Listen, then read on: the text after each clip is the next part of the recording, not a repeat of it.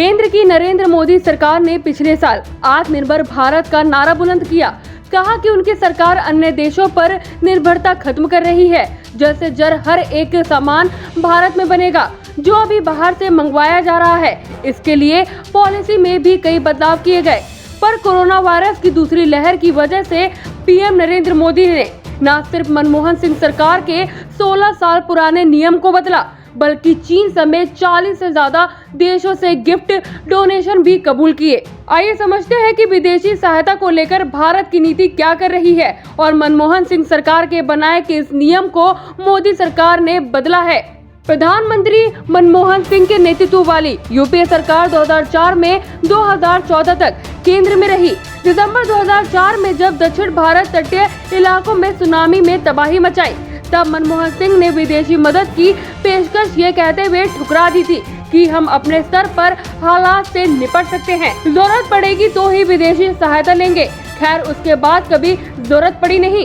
मनमोहन सिंह ने जो कहा उस पर कायम भी रहे। 2005 में कश्मीरी भूकंप, 2013 की उत्तराखंड की बाढ़ और 2014 की कश्मीर बाढ़ की राष्ट्रीय आपदाओं के समय भी मनमोहन सिंह ने ना तो किसी और देश से राहत मांगी और ना ही उनकी पेशकश को स्वीकार किया। और तो और, अगर कोई देश मदद की पेशकश करता तो उसे सम्मान के साथ मना कर दिया जाता, पर ऐसा नहीं है कि भारत सरकार की हमेशा से पॉलिसी ऐसी ही रही।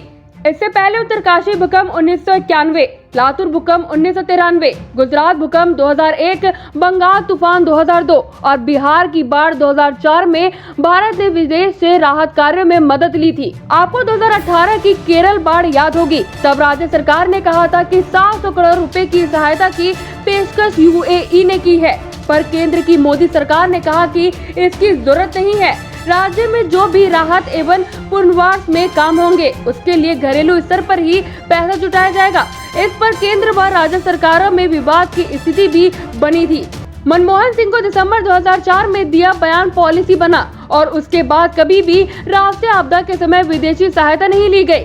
कोरोना की दूसरी लहर से निपटने में जरूर मोदी सरकार को विदेशी पॉलिसी में 3 बड़े बदलाव हुए हैं। चीन से ऑक्सीजन संबंधी सामान और जीवन रक्षक दवाइयाँ खरीदने में कोई वैचारिक समस्या नहीं है। पाकिस्तान से मदद ली जाए या नहीं, इस पर सरकार विचार कर रही है। कोई फैसला नहीं हुआ है, संभावना कम ही है कि मदद स्वीकार की जाएगी।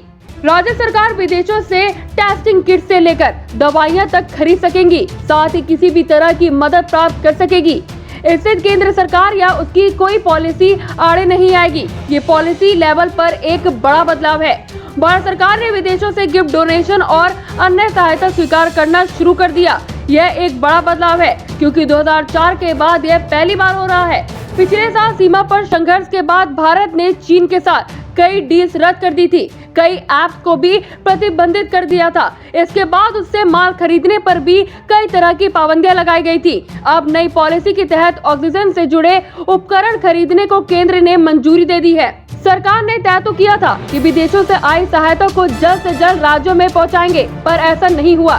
कई राज्यों का कहना है कि केंद्र से क्या मिल रहा है उन्हें अब तक बताया ही नहीं गया। इस केंद्र सरकार ने मंगलवार को सफाई दी कि 31 राज्यों और केंद्र शासित प्रदेशों को पहले ही सामान भेजा जा चुका है। News desk, action India TV.